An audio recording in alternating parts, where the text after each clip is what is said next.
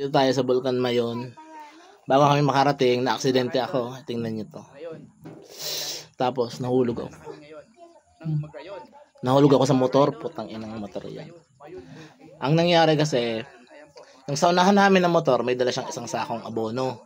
Tapos, nalaglag yun. Nasa hulihan kami, hindi kami masyadong malayo sa sa motor na yun. Tapos, yung laglag ng abono, ng sako, sa left side na yung pwedeng mag-overtake. Kung nalaglag sana yun doon sa sa right side, hindi kami ma-aksidente. Ngayon, nabunggo naman yung isang sakong abono, tapos ako naman tumilapon, pero hindi naman masyadong malakas. Gawa ng mahina na medyo mabagal naman kami magpatakbo.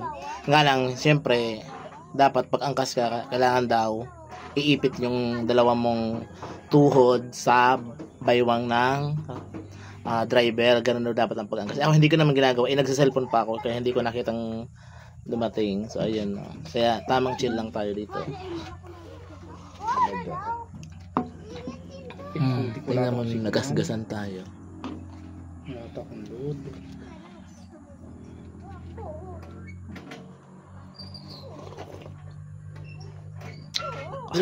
Kahit sobrang init guys, magkape tayo. Hindi naman akong load. Wala pala akong load.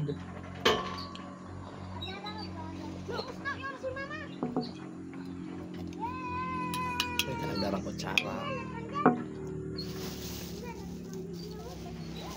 Wala palang signal.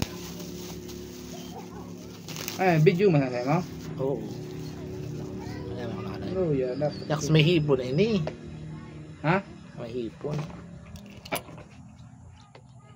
Kita yung may kaya. Hindi ka bando. Hindi ito gari. Yan mo talaga matyaga ko. Kaya naman kasi ibang Ito, matibon. kita na. Ito na, kita na. Naroon ka. Yan, Alive ka ba? Ayan, signal. Ay, lagay mo na ako ng tama. Okay. Duklo mo gari.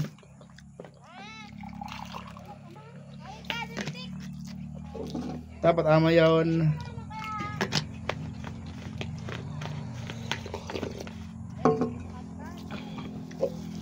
Marag sa pagpunta sa bigti yan. Yan, sukal. May asukar na. Ubusan nila eh. Ito lang. Mag-video na tayo. Ang gago na. Pili mo lugar ako. Nalipudan ta ka. Ano? Rayo-rayon sa diskarte ka.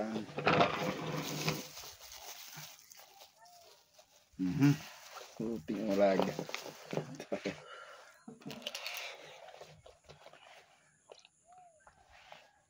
Yan, magandang buhay mga ka-idol. Andito kami dalawa mga ka-idol, brothers sa